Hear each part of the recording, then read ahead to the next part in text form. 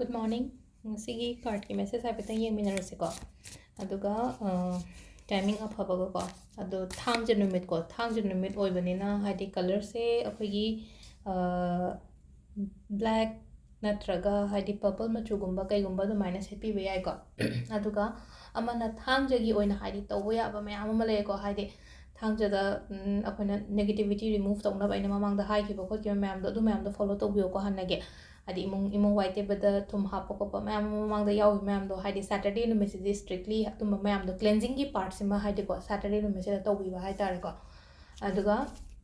akhoi timing of se card ki message ki loira dai hai jada ko mayam da aham bata hai petan card ohum katang nuti ko na lokto ko do mani lokto minarase ko hi minarase dagi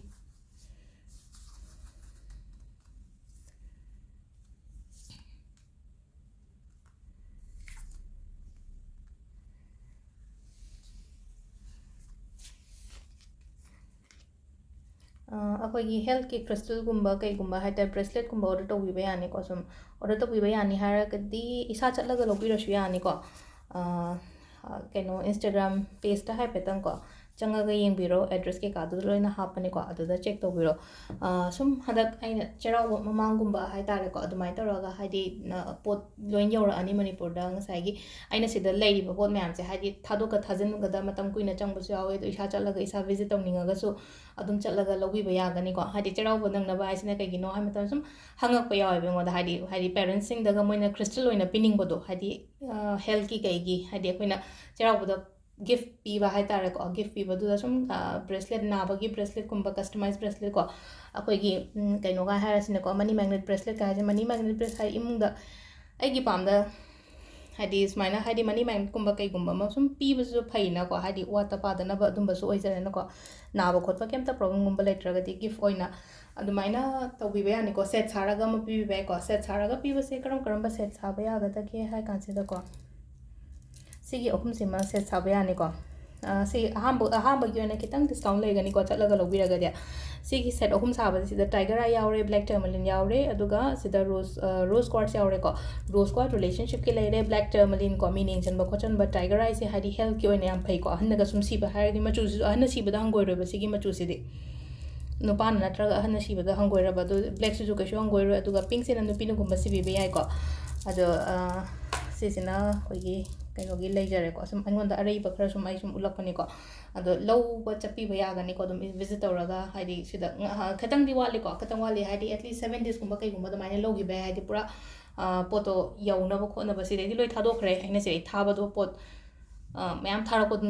एंगोंद खतंग खुयौनरबा अदुदना हाइदि आदगी ओइना लौबिबा यानबगी दमकदा सिनबने को अदो सिदा अहामबदा खोगी card की message सिंगमिनरसे को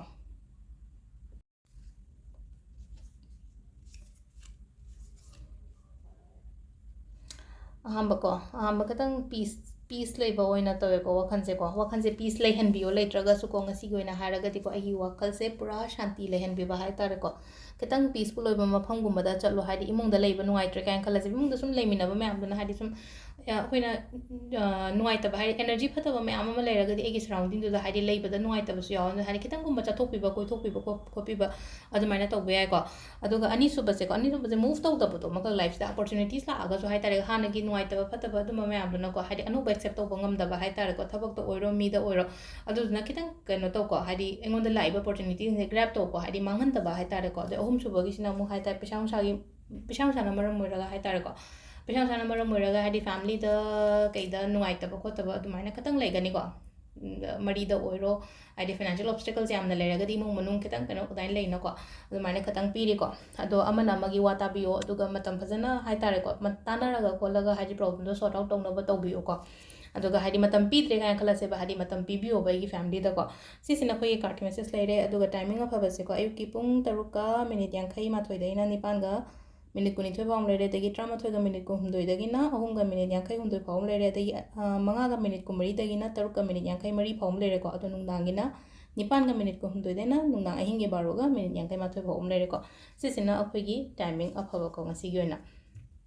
अदो सिदा लेरे ngasi Saturday numit ki card reading plus matam ababa se ko thank you